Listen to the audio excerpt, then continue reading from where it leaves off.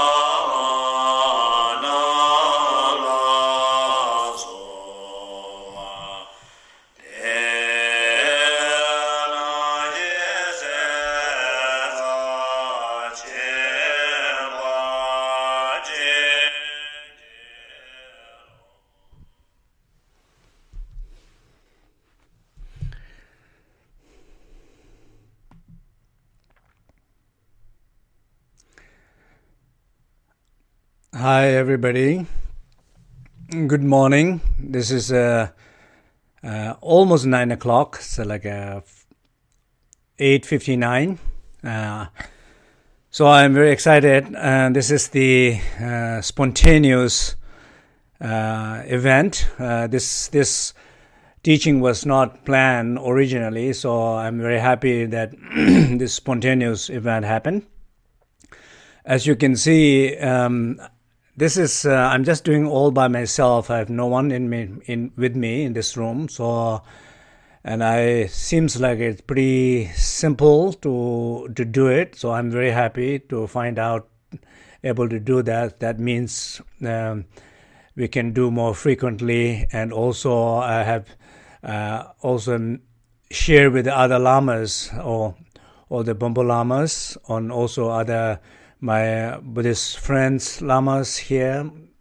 I've shared with message to them, so that all the teachers can really use the technology more and share their teaching and knowledge more in a less effortful way. As you can see, this a list of people, like all the international translators. Last time in the webcast, we have 11 languages translated into 11 languages, and also over 30 countries participated, and probably like at least like a few thousand people might be there. It's difficult to say, but I think because some places we have like a groups of people.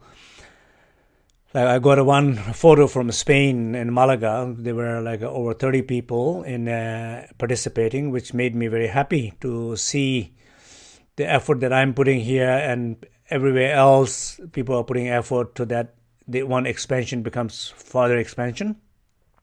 So I wanted to thank everybody who supporting me in this in my little effort that I'm putting, and also a short video clip that you saw.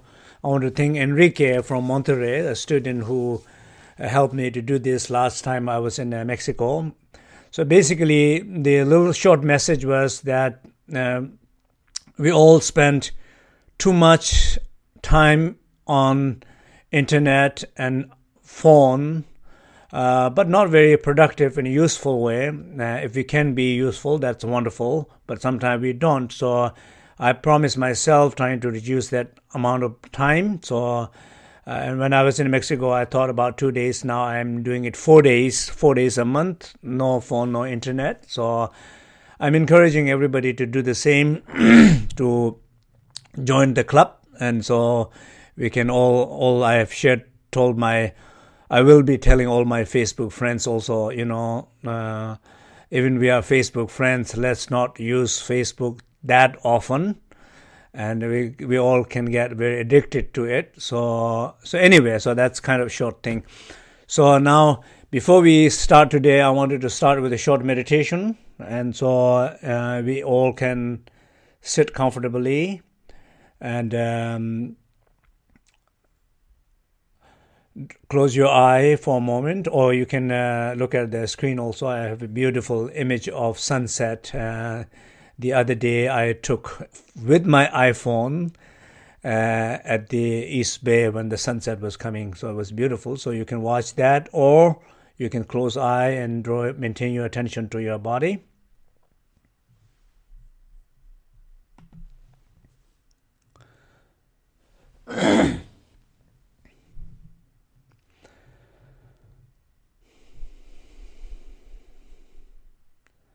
As we all draw our attention to our body,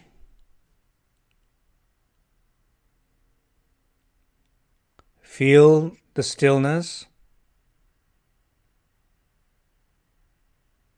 in your body.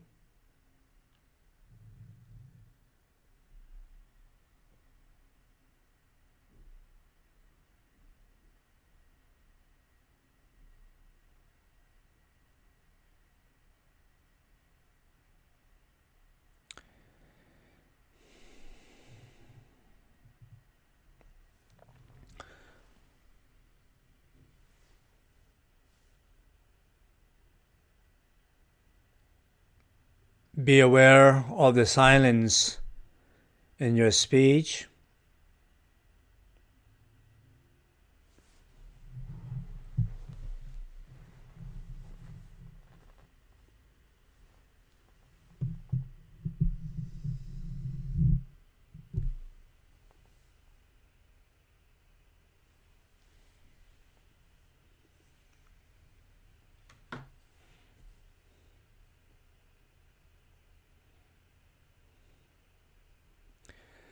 Be aware of the spaciousness in your heart.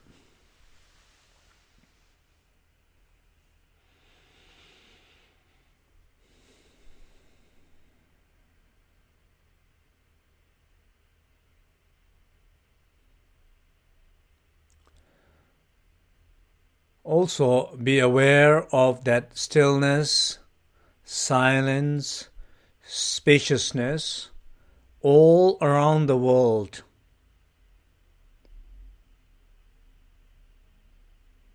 That all of us who are meditating this moment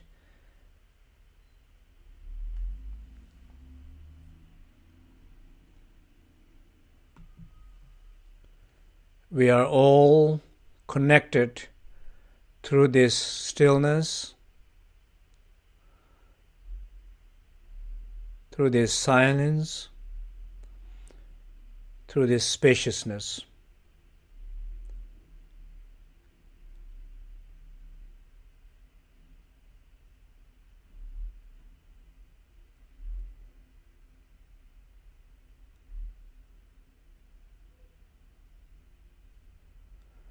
Rest in that sacred space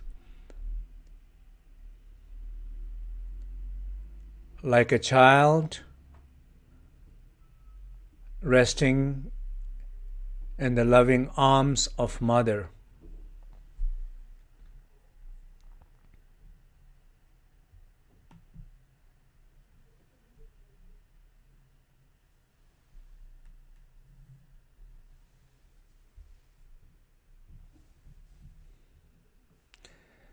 With full trust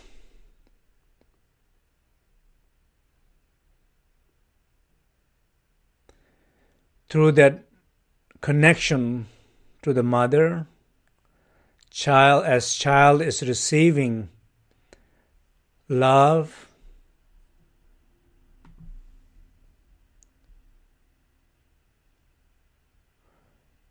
protection, joy, support,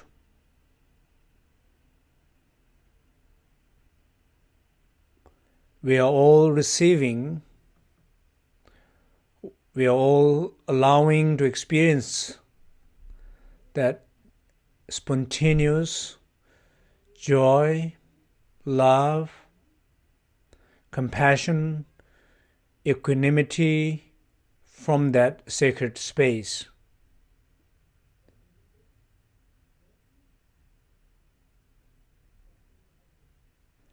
Just feel that collective connection from that sacred space and collective experiences of those four immeasurables.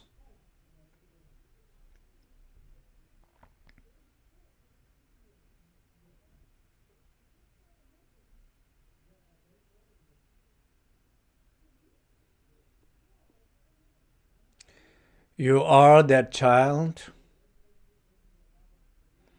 The inner sacred space is that Mother.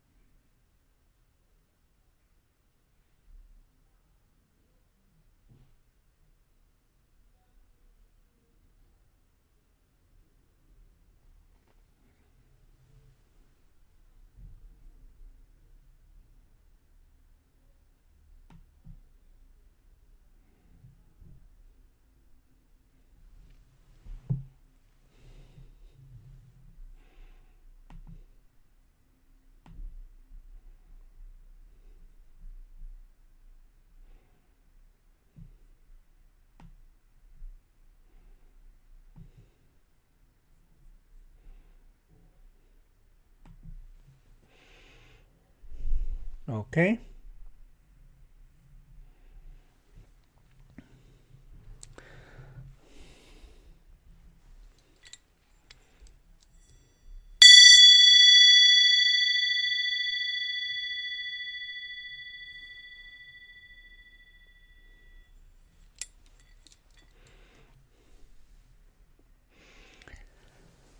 Okay.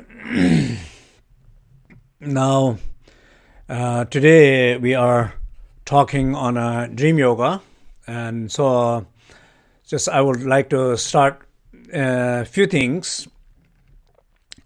The importance of dream yoga. For example, I think we all know that big part of our life is we sleep, we dream. Basically, 1/3 of our lifetime we are sleeping. So average 20-25 years we sleep. So for many people, we don't know what's happening during that time. For many people, we even don't have any clue if that time can be a very useful time, a very healing time, and very spiritual time for developing one's practices.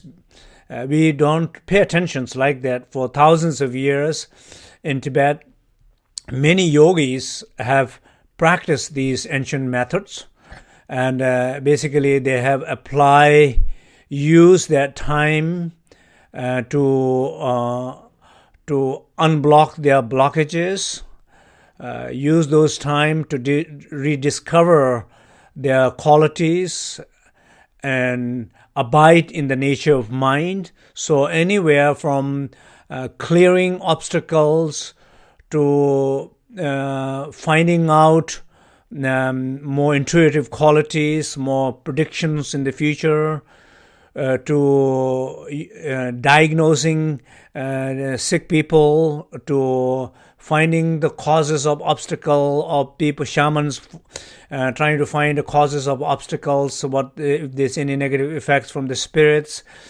communication with a dead person, and or communication with the divine, if the practices is working well or not. So the dream has been so rich and so many different ways that people have used the approach of the dream practice. So from one way approach to another approach, it can be totally different. So I do not want to kind of go into too many different areas because we don't not have so much time. So I wanted to focus a little bit more on some practices from my book. So many of you know the Tibetan yogas of dream and sleep, which has been also translated into many languages, including Chinese, Korean, Japanese, and so on. So in that particular book, so what we're talking is, first of all, I think, let's say this way, a simple approach of the dream yoga practice will be that everybody should remember, end of this talk, that all of you should do is, before you go to sleep, have a right attitude of your mindset. So basically, just imagine every night when you go to sleep, think about yesterday night when you go to sleep. What did you do? Probably you didn't do anything much. Probably you were upset. Probably you are not particularly upset, but you were very exhausted during the daytime, so you are very disconnected, and you just fell down like that. So those kind of ways to follow sleep, it seems like clearly it's not helpful. So in our tradition, we focus on the images. For example,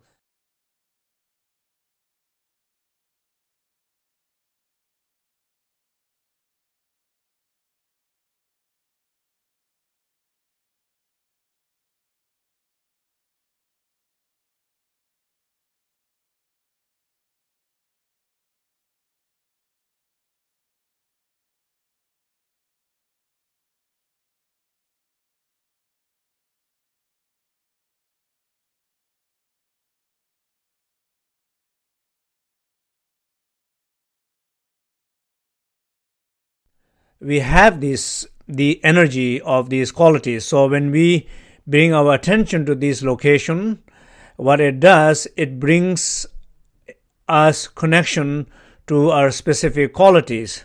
So in that way, in the very higher and important practices, there's a lot of understanding about these energy centers in our body. There is a resting a specific quality before we go to sleep. When we draw attention to those qualities, those qualities becomes alive and becomes influential to our dream. So that's what's happening. But for now, I know many of you might be already practicing quite a bit, but there might be many people who are not practicing, and you are quite new. So I wanted to say a few things for new people. And not only a new people, I mean, personally, I do myself also like that, is that every time before I go to sleep, I will try to bring my attention to myself, feel the stillness in my body, be aware of the silence in myself, be aware of the spaciousness in myself, and feeling like this clear sky with luminous light in that clear sky, and resting like a child in that spacious sacred space and that sacred luminous light, resting like a child in the arms of loving mother. This is the image that I'm giving. So every night, it's not difficult to trying to follow sleep that way. And every night when I do that, I clearly sleep much better. I clearly have more clearer dreams. And most importantly, I feel very restful and wake up with quite positive energies, like feeling more joy or more enthusiasm in the morning. Then when I go to sleep with very exhausted and disconnected, and particularly trying to look at the email or looking at the bad news or something like that, just directly you are impacted by those news, those informations, those conversations, those negative emotions, those thoughts. And then when you go to sleep, the problem is you are thinking those thoughts and emotions maybe few minutes, but then when you fall asleep on those thoughts and those emotions, it's impacting rest of your night. That's very dangerous. So I always tell students that if you practice 5 minutes and if you have a few hours of credit, do you like that? And people say, oh, I love that. So then this is the way to do it. Before you go to sleep, bring your mind focus and calm, and trying to bring your attention to a positive, virtuous thoughts and emotions, and then trying to follow sleep there. Or if you understand the Dzogchen, you understand the nature of mind, then trying to bring your awareness in that space and trying to go to sleep. You might be practicing 5 minutes, but probably rest of the moment of sleeping, you might be still resting in there if you are not interfered by any other thoughts and emotions. Very likely that can happen. So this is the best way to do it. So all the new people, I strongly encourage to every single night when you go to sleep, at least remember, oh, I'm going to sleep now. What is the state of my mind? I need to bring my mind back home. I need to rest in that nature of mind, or I need to connect with that quality of four immeasurables. Then only I can follow sleep. Just remembering that. For example, every night when we go to sleep, we all do, trying to find a comfortable bed, trying to find a comfortable physical positions. We all do that. We don't think about doing it. We don't plan to do it. Moment we enter into our bed, our body is always looking for the right comfortable position, holding the pillow and so on. So the moment you find the right comfortable position, you close your eye, you'll try and let go to sleep. Same way we do with the mind. Moment you close eye, moment you're trying to go to sleep, you bring your attention to your awareness, bring the most spacious, luminous, and virtuous quality bed, virtuous quality attention. Then you fall to sleep. So before we go into more, this I want everybody to remember. This is, if you really want something beneficial, everybody, I want you to remember it. And then every single night, you can make a commitment to yourself. Every single night, before I go to sleep, I want it to be conscious as I'm going to sleep, that I'm going to sleep, and I need to bring my mind in a right position as I bring my physical body into a comfortable position. So bringing the body into a comfortable position, it's like a reminder that I also need to bring my mind in the spacious, luminous, and loving, peaceful state. So that I want everybody to remember. Now, as a very important part of the dream yoga practice is also building lucid dreaming. So lucid dreaming, we all know the definition of lucid dreaming. Here it means that being aware of your dream as while you're dreaming as a dream. So being aware your dream as a dream while you're dreaming. So you know this is a dream, and when you know this is a dream, you can do anything you wanted to do. I'll give one example. A student of mine, she explained, she was practicing the lucid dreaming, and she said she had a lucid dream, and she had a dream where she was coming out of the restaurant, and there were a few people are chasing her, following her, and she was a little bit afraid. So she was trying to walk faster, and then she go into the parking place. These people are following her, and then finally they're coming closer and closer, and then finally she drives on the highway. They are following her, and then particularly that moment she remember that, oh, this is a dream. This is a dream. And so I can do anything in dream. This is a dream, and I can do anything in the dream. And that very moment, she have a realization. She does not have to be stuck in that reality. It's because it's just a dream, and she can be free. She's free. She have a choice. And she shift the gear, and she decided to fly her car. And she flew her car, and she's flying in the sky, and she look down in the highway, and all these guys are stuck in the traffic. But she feel like a deep sense of freedom in her body and in her mind. So just imagine, I always feel like the way she was explaining it, that the sense of freedom that she felt in her body and in her mind, that moment of having a lucid dream, I think she have released her fear in a very deep place in herself, in very deep unconscious level. She have released that fear, and that has brought a big impact in her psychological state. But of course, ordinarily we don't think that way. We think, oh well, she has a nightmare, and then she had lucid dream. She does change something, but that's not important. We might say that, but I do really feel it is really important. So maybe that sense of releasing like a wind of fear or psychological state of fear and feeling that freedom might worth many hours of psychoanalysis. I definitely feel that is true. Because sometimes when we do psychoanalysis, we analyze with our head, our thoughts, but these thoughts and the things we think in our head does not always correspond and relates to our heart, does not always correspond and connects with the deeper traces of wind energy, like a pranic energy. It don't release that.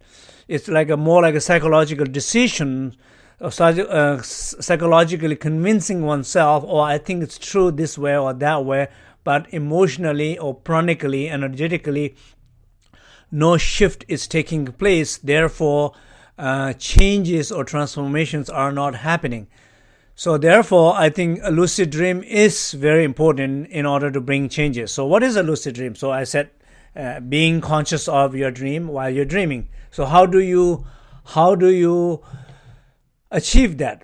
So let me give a few simple explanations. In Dream Yoga book, there's 4 exercises, but I wanted to emphasize particularly on one particular exercise, which is, for example, right now, this very moment, as you're listening to me, or even for me, as I'm speaking to you, I might be a little too excited, or I might be a little fearful of, worrying about how this whole thing will go, or whatever else. If anything is happening in my mind, this very moment, I still can look back in myself, feel my body, the stillness. Still, I can listen to my silence. I'm still speaking.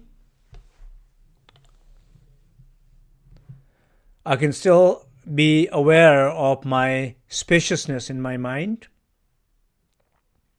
I'm still speaking. Now, I do completely feel different than a minute ago, because a minute ago I was a little bit very outspoken. My attention was very extroverted. Now my attention is more balanced. So this sense of feeling a little bit like a dream, a little more spacious, a little bit more flexible. This is very important part of doing the dream yoga practice. So in the exercise, it says, look at whatever you see, you look at them and say, this is like a dream.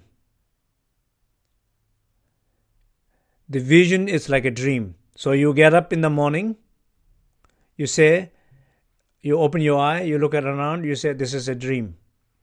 You're hearing a sound, you say, this is a dream. You're feeling an emotion, you say, this is a dream. You're having a thought, you say, this is a dream.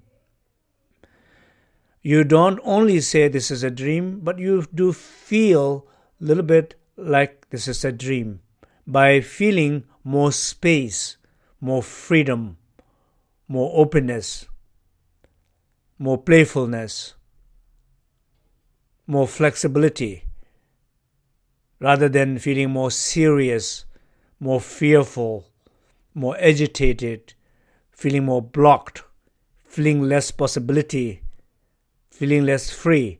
Those will be opposite quality to experience things like a dream. So the first exercise is vision is a dream. So you look at everything as a dream.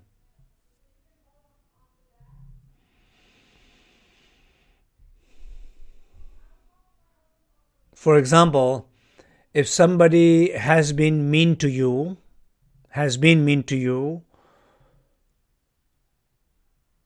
somebody has excluded you, somebody is not acknowledging you, you feel hurt, feel blockages, feel pain, feel angry, just look at that emotion.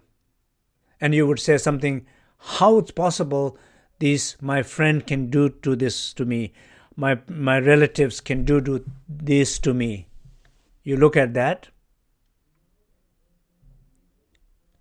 When you say that, you're not experiencing this as a dream. You are experiencing that as a very serious matter. That's why you're feeling blocked. How it's possible? Then you can change the word. You can say, of course it's possible. Of course it's possible. Somebody can mean to somebody. Of course it's possible this people can mean to somebody.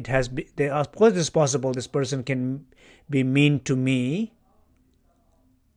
The moment you open up, give the possibility, immediately the way you feel inside, you feel more space.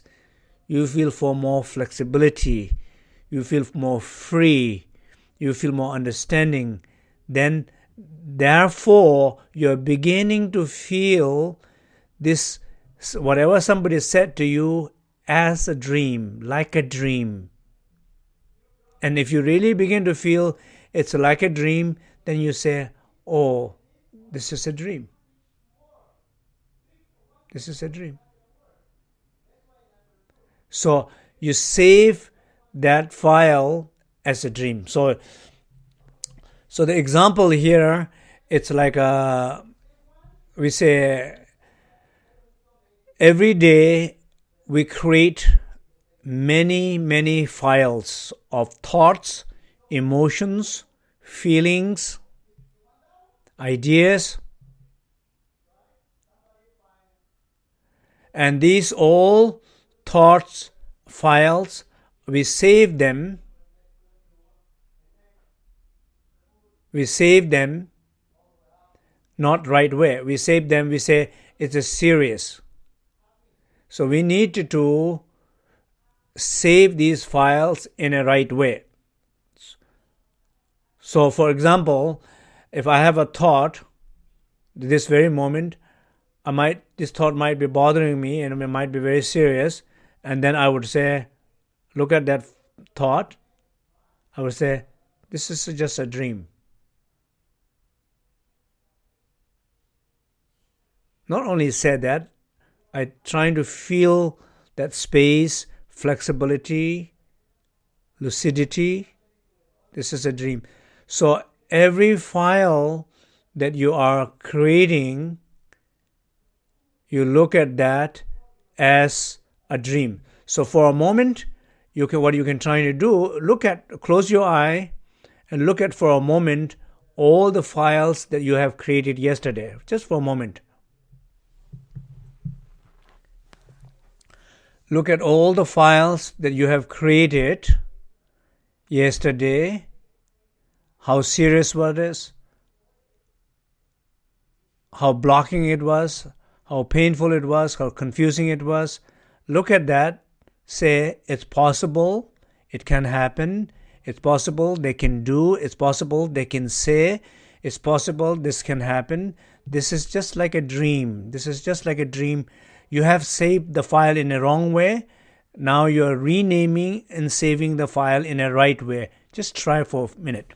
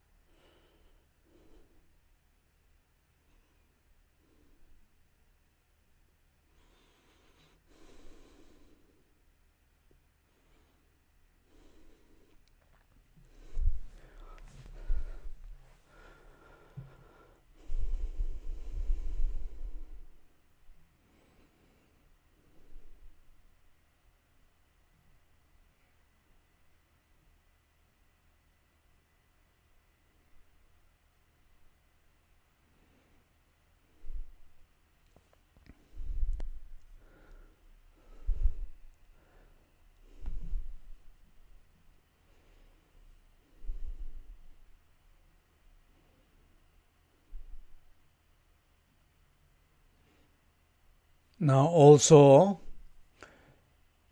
look at how you respond to those situations,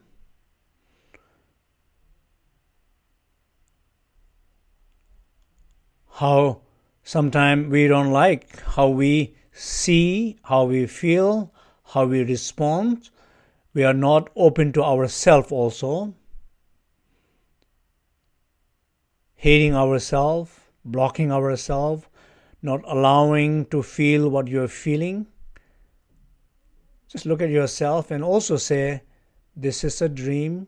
I allow my feeling. I allow this view. Just feel that sense of space and say, what I'm feeling, it's also a dream. Like a dream.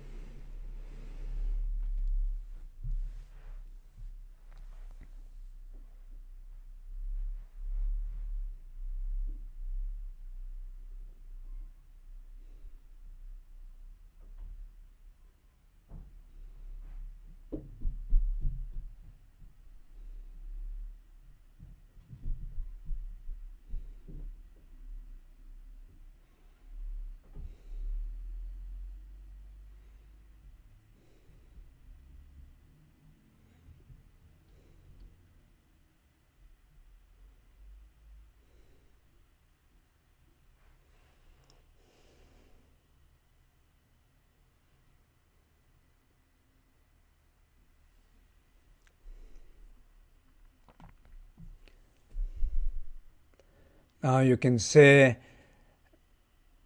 if these thoughts, feelings, emotions comes up tonight in my dream, may I recognize them. May I have a lucid dream. May I able to transcend these blockages, fear, and find inner peace and connect with that inner refuge.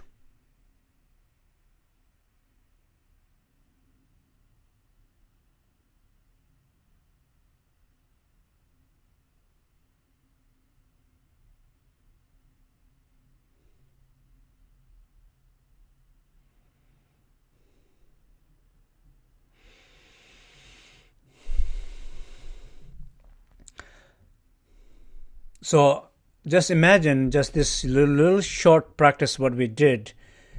It could be done in less than a minute. Like it's like a way of seeing the world and the way of feeling what you feel toward the world and responding what you're responding toward the world, like this very moment as you are looking at me, hearing me, and responding to me somewhere. Like in a less than a minute, you can be in that state of openness and connection, or you can be in that block and disconnected. Look at yourself right now. It's direct introduction.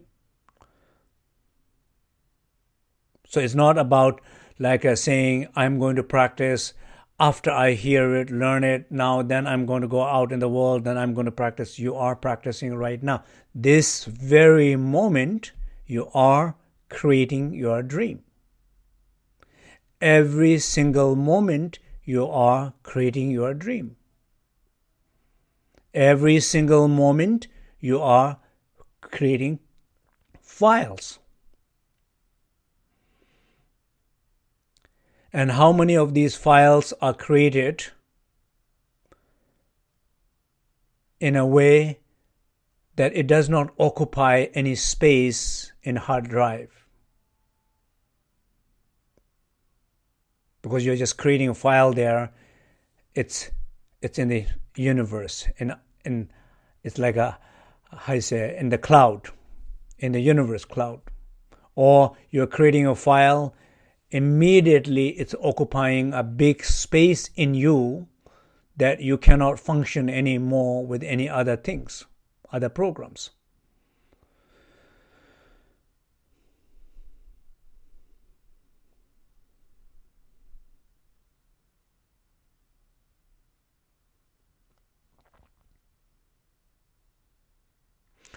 Let me explain here that the purpose, one of the reasons why we are trying to do the lucid dreaming practice is because, of course, let's say this way, two very important reasons.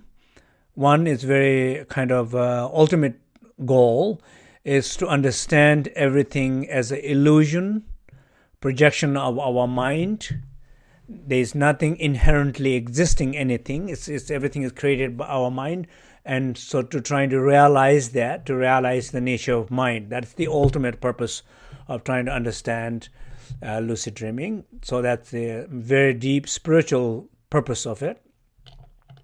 There is also like a very ordinary purpose of it, as many like in the Stanford University, with Stephen LaBarge's book on lucid dreaming, and also in a Tibetan tradition, that sometimes the purpose of lucid dreaming is also to unblock things, purify things, clear things, cultivate one's practices, ability to do that.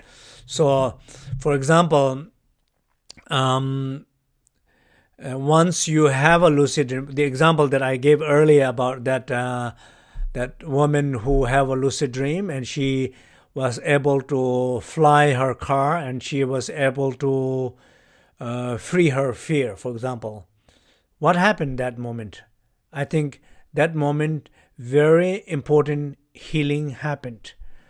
Probably it's worth of many, many hours, months and years of psychoanalysis.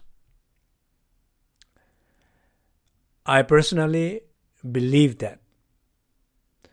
The reason why I believe that, because many times when we do analysis, we are intellectually, conceptually shifting our understanding or sometimes self-agreement, saying, okay, this is good, this is not good, something like that. But energetically, pranically, subconsciously, shifts are not easy to happen.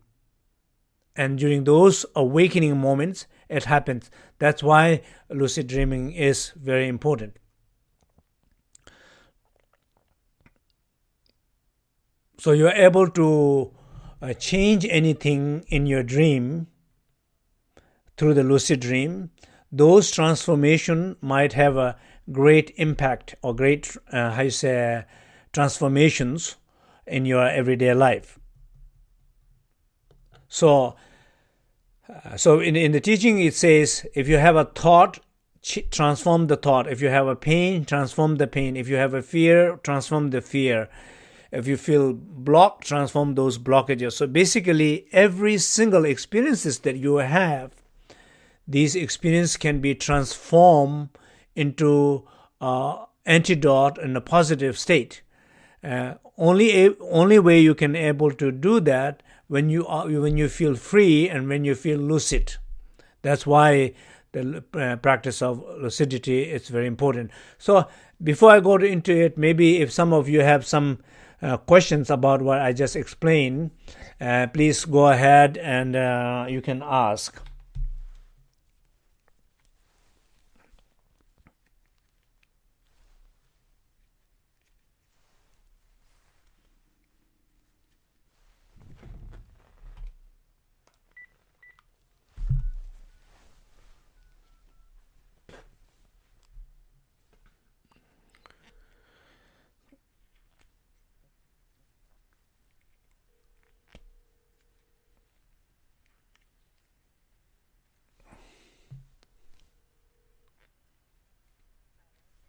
Yeah. So you can ask in in the chat room. So I am when you when you're asking, I'm getting the questions here, so we can just feel a little bit more free to do that. Okay.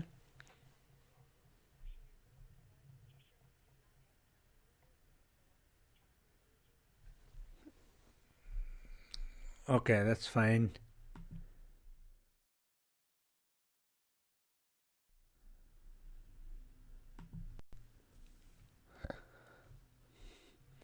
Yeah, so meanwhile, as you are preparing your questions, that's fine. And so also in a dream yoga practice, we have this goddess, Jumachemo.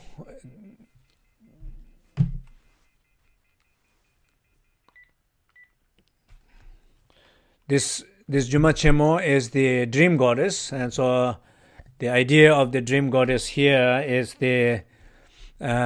before we go to sleep, in our traditionally we trying to connect with this dream goddess, and we pray to her, and just like she is also like representing that mother. So I think in the space we follow into sleep, she's representing that motherly quality, and every children get read a story before go to sleep from parents.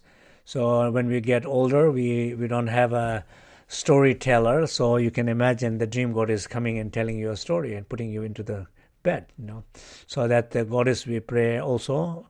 But of course, those you are following a different tradition, and you have different practices, so there might be another images of goddesses also. But if not, that one goddess with no images is the inner sacred space, same for everybody. So we can always recognize the face of the faceless mother, which is for everybody is the same. Any questions? Okay.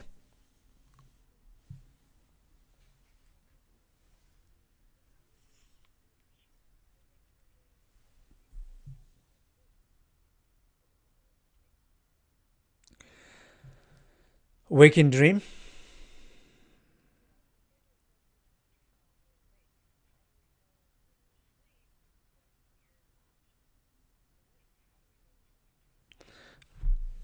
So when you are asleep, how do you know you're dreaming? Well, that's the whole point. How do you know you're dreaming? So it's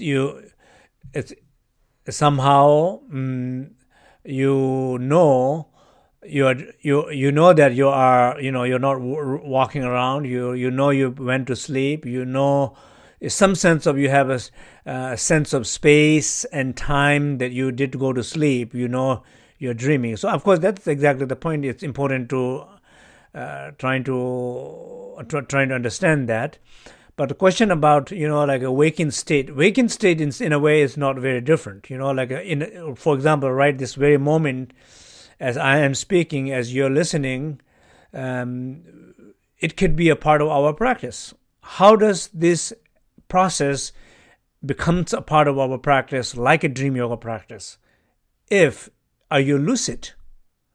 You're dreaming? Of course, you're not dreaming. You are awake. It's illusion? Yes, it's illusion. There is nothing real out there that you are experiencing?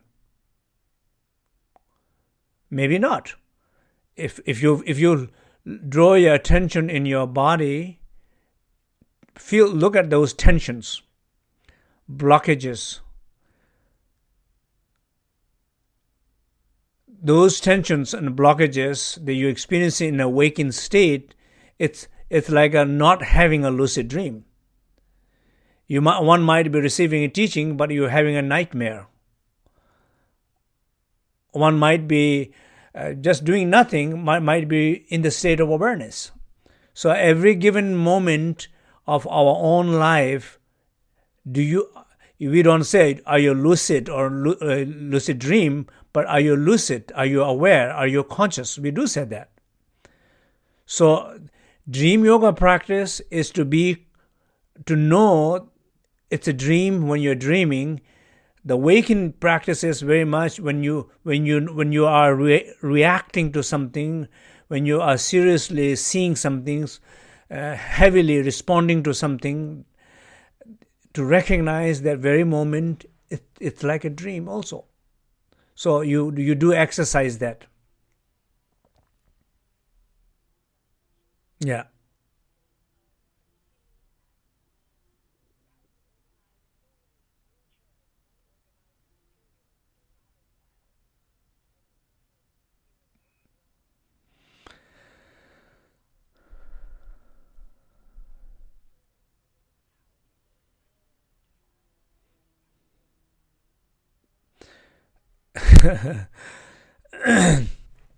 Okay, so the question is, how do you organize all the unorganized files in us? Well, one thing maybe we don't have to worry about it.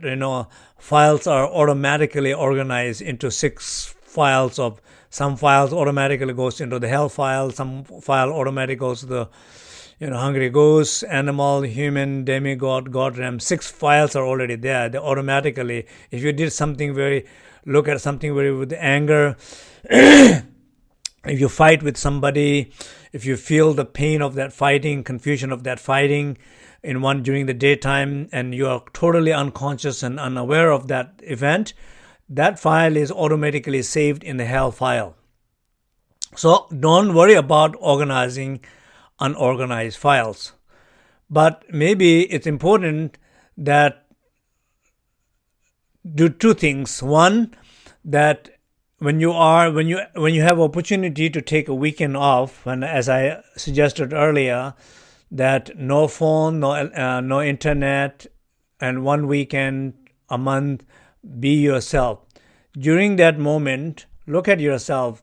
If you feel peaceful enough, connected enough, then you can open some of your files or allow to arise some of your files and look at those files and rename them, or the best is delete them. So like when you do the yard sale, you're trying to say, oh, I'm doing a yard sale. You look through your houses, you say, I wanted to get rid of, I wanted to give away this, I wanted to sell this, I wanted to keep this. So there's a 3 thing. One, you wanted to give away. One, you wanted to get some money, and one you don't want to sell. So you see, you have automatically organized 3 files there. So the same way in ourselves, the emotions and thoughts we have, there are some we are ready to let go. If you're conscious, they will go. So you have to be brave enough to bring into a conscious, and maybe do the Dzogchen way. I say Shift A, select all and delete. That will be the very Dzogchen way to do it. You don't have to organize, just delete all the files and feel you're completely okay with no files. That will be the best. If not, then you have to put some work, delete some file, rename some file, put them in an organized way, what you think is a good organization. That's what we do. When we do analysis, that's what we're doing all the time.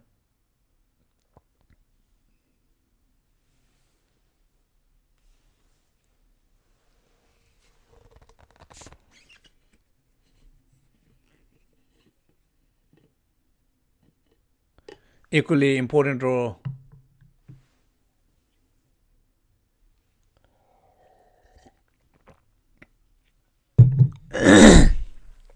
Yeah. So the question is it equally important to experience joyous as a dream than, like a pain as a dream? Yes, absolutely. Joy, if you see, joy always comes in our life when we are more open. The moment we are more serious about the joy that you are experiencing, that is the moment the joy begins to dissipate and disappear. Have you noticed that? And I always give example. Then 2 people they say, we are very happy living together for 10 years, very happy, committed. And then finally one says, now let's get serious about this relationship. The moment you say, let's get serious about this relationship, and it's very possible the other one don't want to get serious at all, even then you begin to lose the joy. So the seriousness is the way to lose the joy. So, of course, when you feel joy, it depends on how you're feeling joy. If you're feeling joy, spontaneous, effortless, arising joy from that base of awareness, then you don't have to worry about it. But if you are experiencing joy, but you're really becoming more and more serious about that joy, absolutely, you need to save that joy as a dream. But the reason why we are more talking about the pain, because we can live with those joy a little longer than with some of the pain.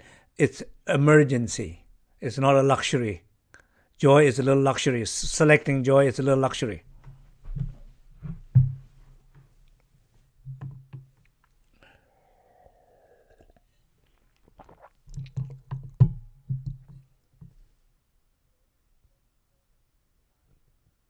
How does what?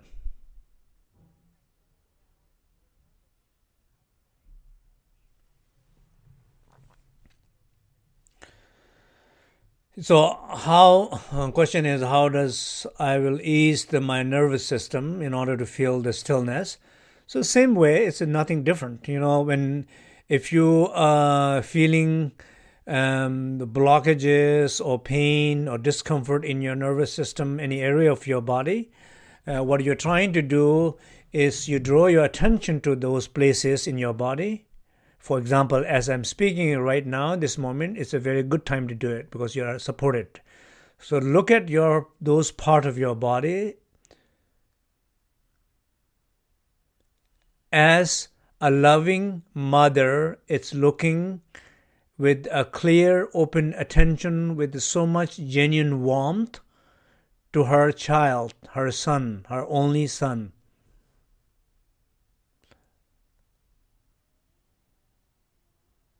Look at that part of your body with that. Means what? That means there's a two very important quality in the mother when she's looking at that. She's so open, so open. And that openness allows genuine warmth in her. And through that genuine warmth, she is drawing attention to her child. So you have to be fully open, not get tense of opening, not put effort to open, but just allow that openness to spontaneously arise. And from that openness, allow the genuine warmth. Through that genuine warmth, draw your attention to that area of the body. Immediate response, that part of the body will relax. That part of the body will feel that warmth and open and heal.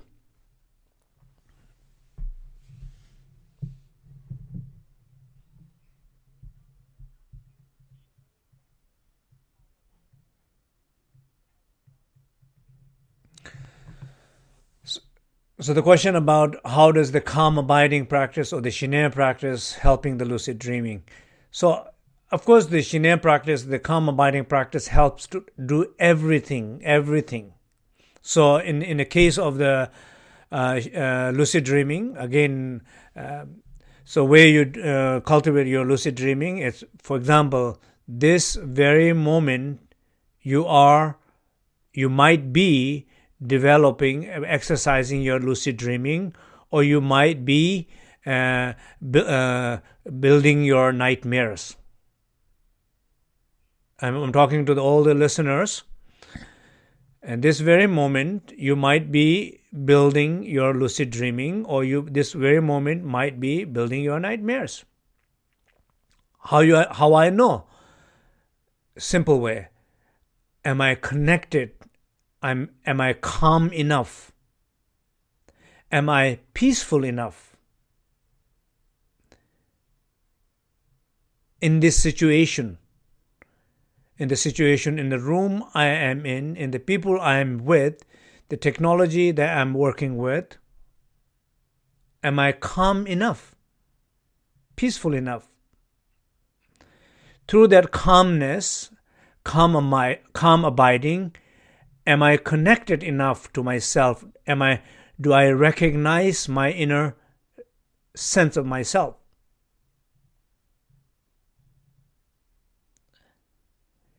If yes, you are more likely to have a good sleep, good dream, probably lucid dream, if you have saved this file saying, this is a dream, may I have a lucid dream this tonight. If these experiences of my listening the teaching, my teaching on the webcast comes up, may I have a lucid dream. If these informations are stored right this moment, this moment is the moment you are preparing your lucid dreaming. If you are feeling like, I don't know, oh, this room is uncomfortable, this technology is not working, I am sure you are seeing a lot of ads here as people are complaining about seeing ads. Nothing comes free. Somebody is trying to, use this technology, giving something and taking something away and getting mad at these ads. And maybe you are not hearing me at all. You are listening to more what you don't want to listen. You are connect to those ads. You are connecting with more what you don't want to connect with those ads. You are not letting go of those kind of agitation, and you are connecting more with those agitation which you don't want. So if these kind of things are happening this very moment in the process of listening dream yoga teaching, or even talking and thinking or wishing to have a lucid dream, but it turned out to be producing a nightmare. Because your pattern is just manifesting, and this in the same and another situation, in a good situation, the bad patterns are again becoming alive. That's how it works.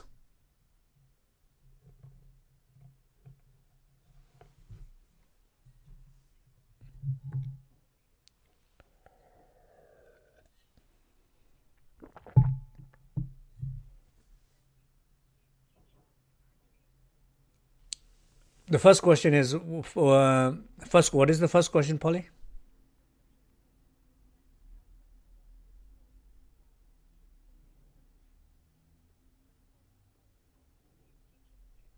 Okay.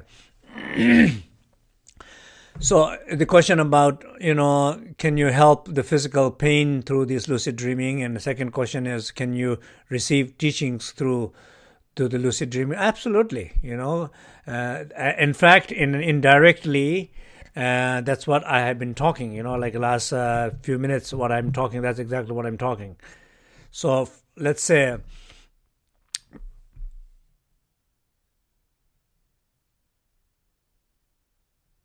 in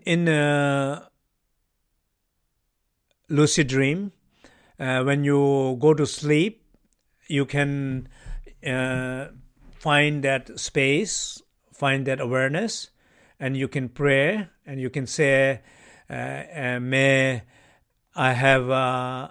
my question get answered about these practices or the teaching.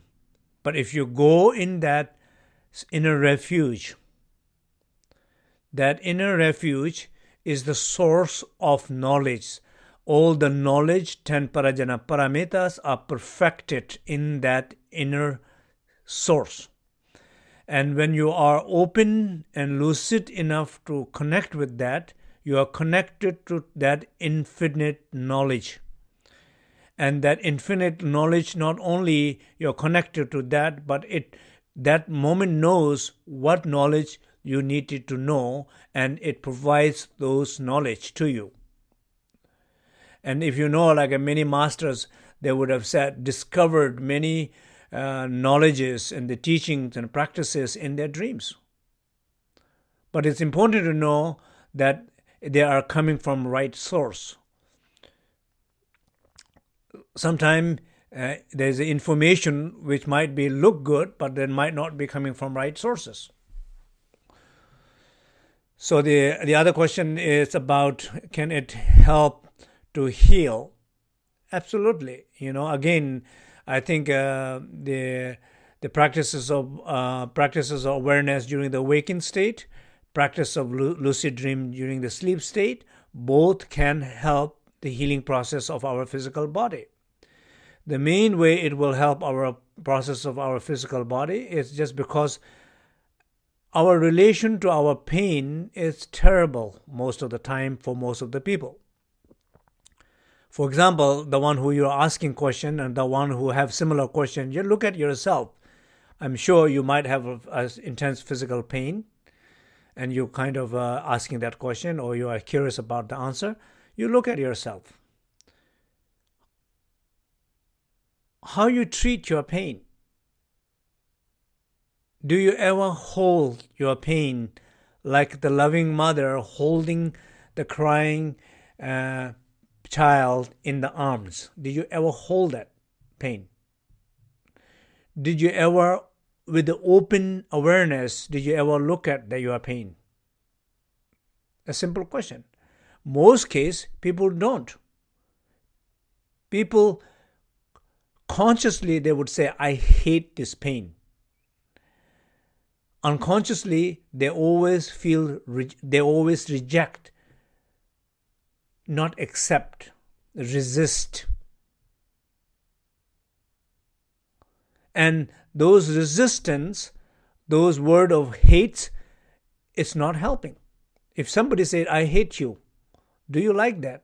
Does it heal your relation to that person who is saying that? Does it heal?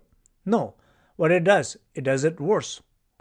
If somebody doesn't say that, they look kind of nice, they will always kind of give you this fake smile, but you deep inside you know they don't care about you.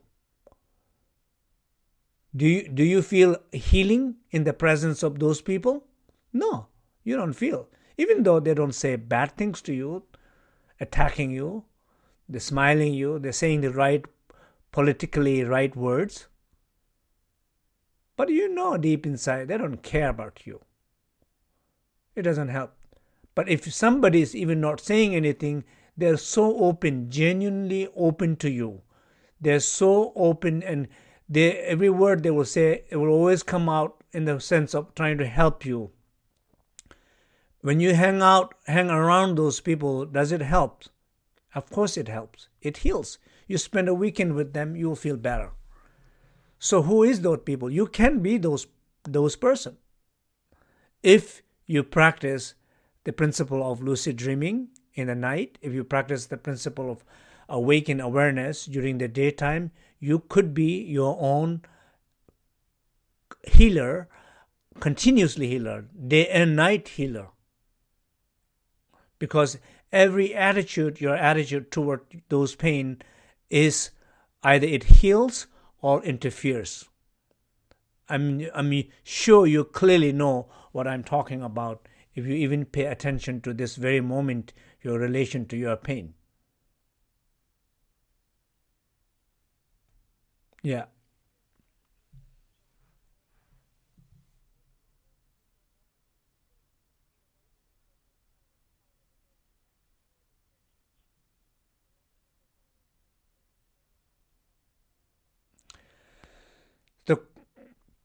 So the question about moment before you go to sleep, is it the best time to do the inner refuge practice? So those you are not familiar with the term inner refuge, you know the Awakening the Luminous Mind book that we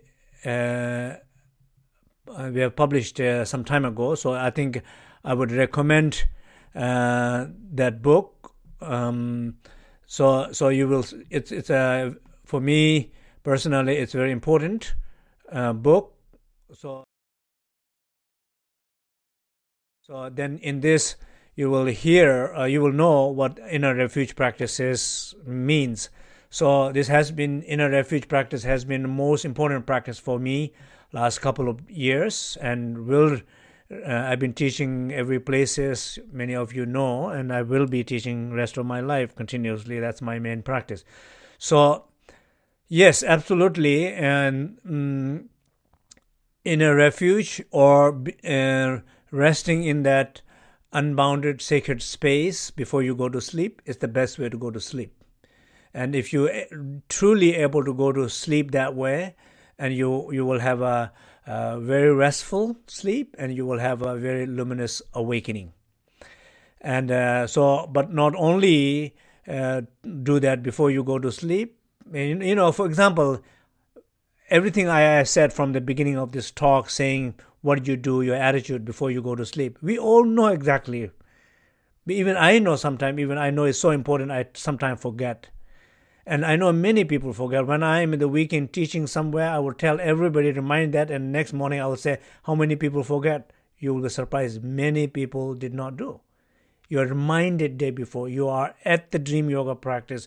You are supposed to just go to sleep in the right way, and you still forget. And forget about the rest of your life, People forget all the time.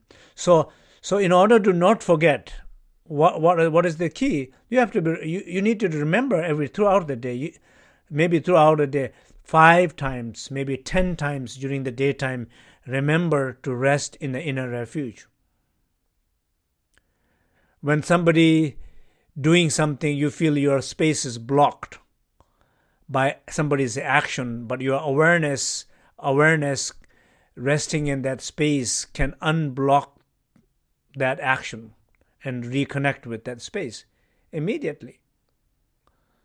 So we have opportunity to rest in our refuge. For example, when you are afraid, people say Lama Cheno, or may the Lama know, may the Christ know, may the Buddha know. People invoke the name of divine, but also would you remember to rest and connect with that inner refuge the moment when you are facing those fears?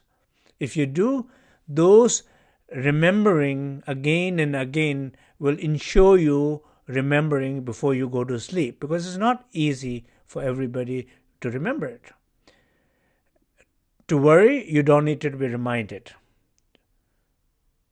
To be afraid, you can be spontaneously afraid, spontaneously get depressed, spontaneously yell at somebody, but practices, we need a reminder. Why? Because we have not done enough times. So it's question about increasing the number of resting in the inner refuge during the daytime will increase the number of remembering before you go to sleep in the inner refuge.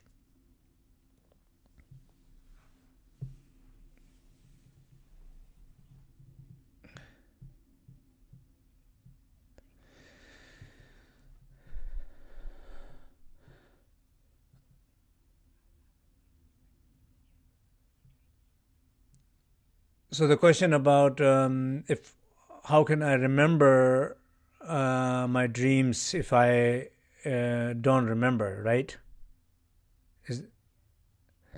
So yeah, basically, yeah, some people seems remember more and some people seems remember less, but generally, my recommendation is not to get too exhausted, not eat too heavy foods.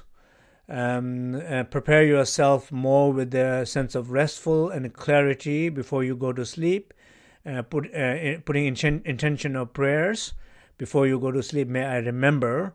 And when you do have a dream, and maybe when you wake up middle of the night and you recognize your dream, so maybe trying to kind of connect with those dreams for a moment rather than immediately going back to sleep. Or if you get up in the morning, trying to rewind those dreams, trying to connect with those dreams again, and maybe a few times, one right before you get up and one maybe in 10 minutes later, and so maybe another hour later or something like that.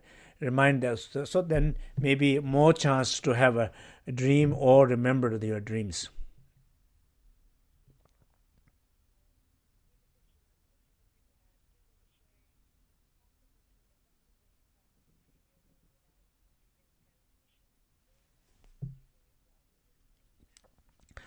Yeah. So, well, the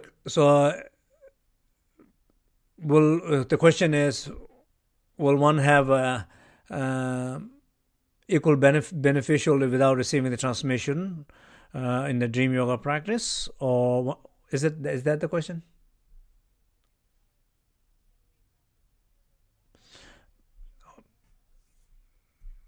Yeah, so can we practice without transmission, the dream yoga practice?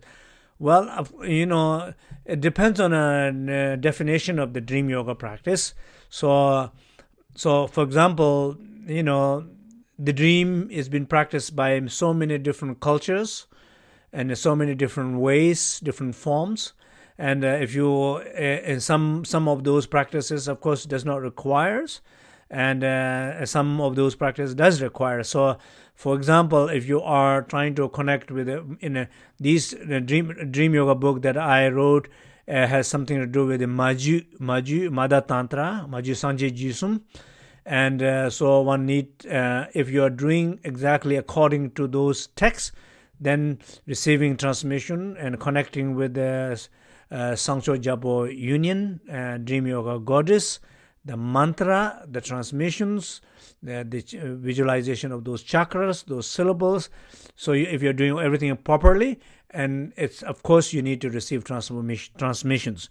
But if you're applying the Dream Yoga practice in a more like to trying to find a right way to go to sleep, right state of mind, trying to build the right attitude throughout the day practices, doing some of those exercises I just recommended earlier, to have a lucid dream and able to use lucid dream, transform things in your dream if you did have a lucid dream. In order to do some of those exercises, I don't think it's necessary, because some of these practices are now becoming quite common and collective practices.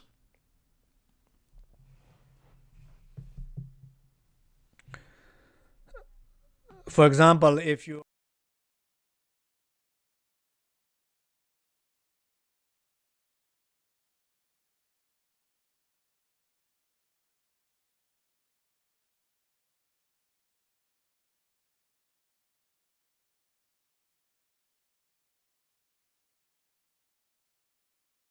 this, then I think it's kind of important to have the transmission, because they are very strongly connected with their tradition and the transmission.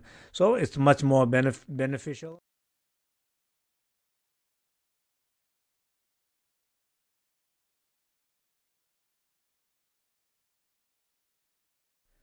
Not necessary. Sorry, I lost sound for a moment there. So I trying to getting used to the technology still. Okay, so I think we are maybe okay. Let's say two more last questions.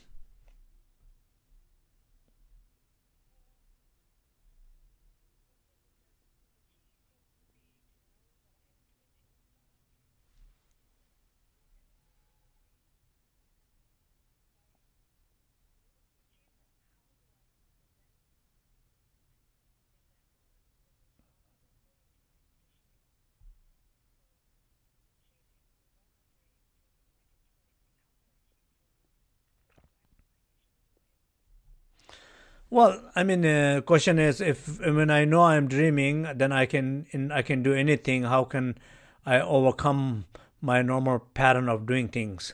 So basically, it depends on how clearly you know. If you genuinely know that it's a dream, you're really free from these material, concrete limitations, then if that knowing is genuine and real knowing, then of course you can change.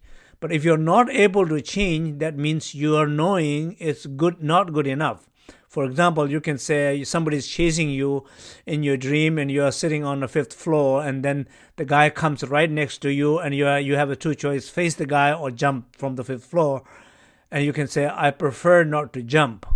That preference not jumping is, you know, you're not fully, you don't know fully that it's a dream, because if it's in your dream, you can jump, you will not die. So you don't know.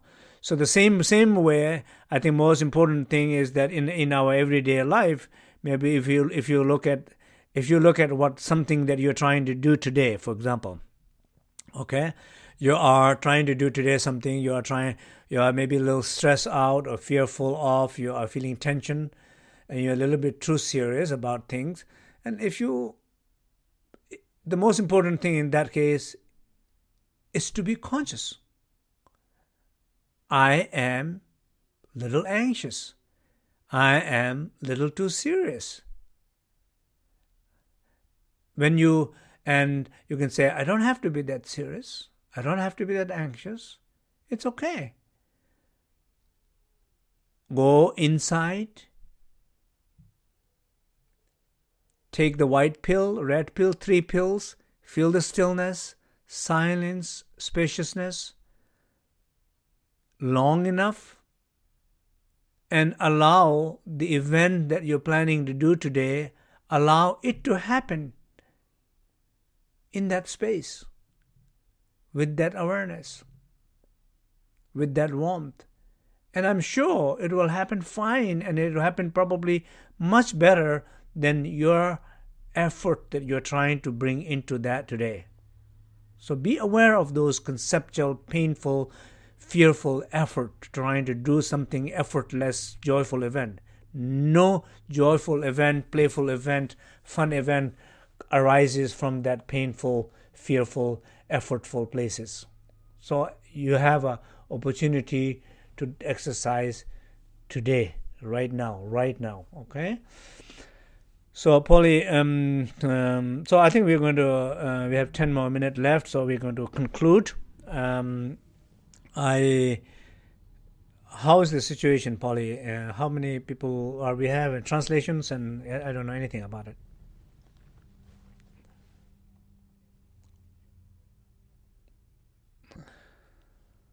Oh wow! So well, we, as I said, these things we don't know exactly how to organize all this. It's taking a little time and talking about effortless, taking a little effort to doing things, and but it seems like we have about 700 computers, which is a spontaneous. Unplanned event. So that's this morning's teaching is unplanned, spontaneous event, and also one of the reasons we are doing it, I'm feeling more comfortable doing it technologically, and we don't know exactly how many translations are happening, but my dream, it's truly is that I wanted to offer my time and the experiences, these teachings, through this internet, more on internet. So I do need also more help from all of you. And as you can see, all these people I wanted to thank all these people contributing, volunteer people, like last time on Saturday, the teaching, the Lourdes, the international webcast coordinator, Lourdes, a wonderful person, and she's been really the key, and communicating months before, as you can all you're working with her, getting sweet emails, sweet reminders, and from her, and months before preparing it, and then also the Polly is, as you are asking question, Polly, it's we are connected on the phone, and she's telling me all the questions, and also preparing all this production part of this event, preparing a lot with Gabriel, Marcy, and myself, and so, and also you can see all the translations in Portuguese, in Danish, Turkish, Polish, Czech, Hungarian, Italian, Spanish, French, German, Finnish, Russian, and so, and I know like many parts also there are groups of sanghas, everybody is practicing together, and also our Lomita international coordinators, that people, not the translators, but people who are helping coordinating sanghas, as you can see from US, Spain, Finland, Colorado, and Brazil, and everywhere around the world. So I wanted to thank all of you. Without all of you, this would not for sure not happen.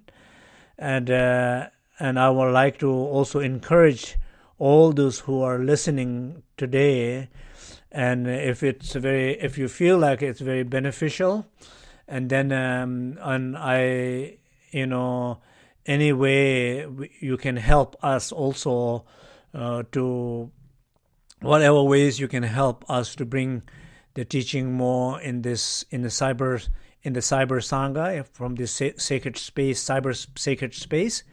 Your feedbacks are very important in chart log, and your any good feedback, bad feedback, your whatever feedback that you have, we are fully open to hear back from you, because we wanted to improve we will do, because we wanted to do more and continuously, and we will do these things all free. And I will also encouraging, as I mentioned earlier, we have a non-sectarian Buddhist group of lamas from all the Tibetan schools, Gelu, Kaju, Nyingma, Sakya, Chonang, all. We have a group there, and I shared this morning a message to all of them saying, watch here, and I'm doing this, and it seems like a pretty easy to do it. Maybe they can also do to their students like that. So I'm willing to help them to how to do. So I think we can all help each other, and so your feedbacks are very important. We hope, we hope in the near future we need people who can do short films, video editings, people who can do brochures, people who can be actively engaging, promoting in the Facebook pages. I also wanted to invite all of you on my Facebook page also. It's Tenzin Vangьял Ринпоче. It's my Facebook page, because as something that I personally, and Polly helped me, Polly and we personally add something, immediate information right away on that, and we add there. So you're welcome to join and be a friend there. And of course, you can look at my schedules and all the publications in the Lomita.org. And next, Polly is reminding me here, next webcast is, what is it, on December 29th. So December 29th, 3 o'clock New York time, and you will, of course, nurturing sacred community. So this is about nurturing sacred community, and just of course we all, myself and our Sangha, we all are always learning more how to be better a person, how to teach better, and how to connect with the students better, how to nourish the Sangha community more. And I'm not claiming to be expert on this. I have been improving myself and learning myself and growing myself. So I do not claim anything that I have more realization than anybody else and more to say than anybody else. I'm trying to do what I feel in the moment to share and to evolve. So, and I feel like giving a little bit more emphasis, and also different Sangha members have asked, not in our Lomita Sangha, other Sangha members have asked, please talk a little bit about the nurturing the Sangha and the community, because sometimes in community, even though everybody has a good intention, mean good, but everybody has good, same purpose, but sometimes in the Sangha there is a more challenging, conflicting relationship and challenging situations than any other, like even ordinary organizations, because ordinary organizations, they have structures to follow, and people are employed, and the community is very much people volunteer, and their heart is there, so sometimes there's more pain is there too. So I wanted to talk a little bit about how to nurture the sacred community in next webcast. Okay, so thank you very much, everybody, and I again thank everybody who has been supporting this great event, and soon next in the future, I hope more regularly able to do that, maybe every month or maybe a couple of times a month or something like that. So we are slowly working toward that. Thank you, everybody.